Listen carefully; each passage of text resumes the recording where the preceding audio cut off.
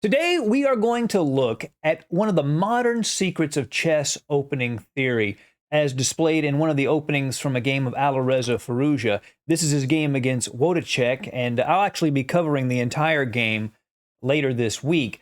But in this game, we're going to see some of Alireza's brilliance in the way he handles the opening. Now, you know the traditional way these top players have been handling the opening. They memorize theory, 20, 25, 30 moves deep in Sicilian Najdorfs, King's Indians, Ruy Lopez's, Queen's Gambits, Nimzos. You can go on and on and on. But Alireza, along with a few others, are at the forefront of a new way of playing the openings at the highest level.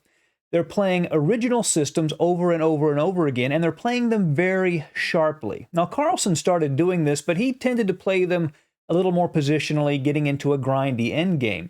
But Alireza and some of these other players are playing like this, very original chess, very early on, very aggressively.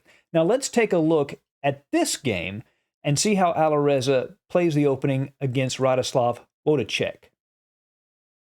Welcome to Chess Dog. I'm John Montgomery, and let's take a look at this opening and learn about Alireza's opening genius.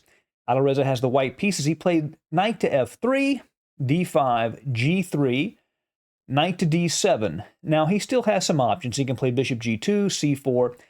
He transposes it into a d-pawn opening, and his opponent, Wojciech, plays knight to b6, over-defending this d5 pawn with pieces, so he has flexibility with what he can do with the c and e pawns.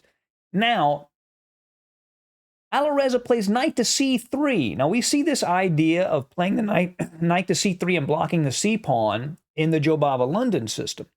But here he's doing it with a kingside fianchetto. Now, this position has only been reached in my database 21 times, but every single game, without exception, has been played by a very strong player. Of all 21 games, I think there are a couple of players rated 2350 that have played this. They're the lowest rated players.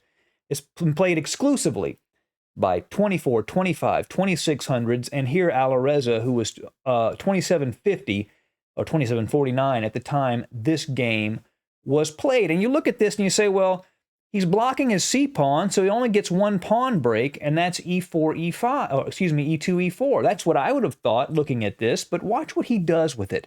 Knight to f6, a4 gaining space on the queen side, threatening to irritate that knight at b6.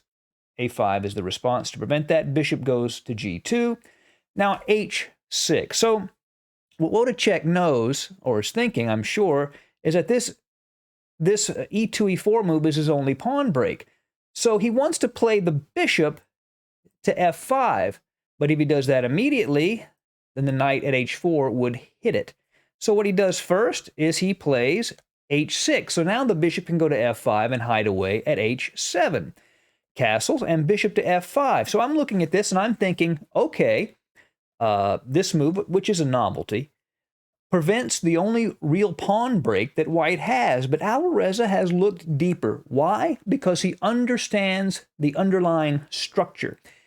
His approach to openings is not about memorizing a bunch of moves. It's about understanding the structure at a deep level. This is essential for any chess player.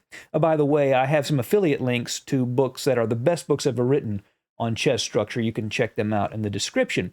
So Alireza knows there's actually another option here other than playing e4. So he goes ahead and plays knight to h4. The bishop tucks back at h7, which is why Wojciech played h6 in the first place.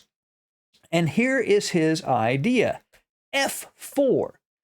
This is an idea, sometimes you see it in a Benoni, where the f-pawn launches up the board. Of course, Benoni is an opening you play with the black pieces, but he's actually threatening to play f5, blocking that h7 bishop, and potentially opening the f-file. And after e6, he goes ahead and plays f5.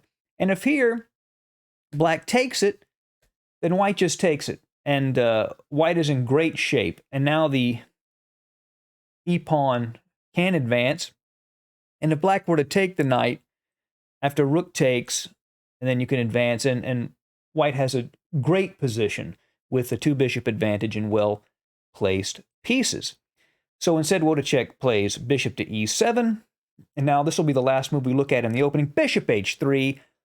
piling onto that e6 pawn, bearing down on that diagonal. And this is original chess being determined, as far as I can tell, over the board from a deep understanding of structure.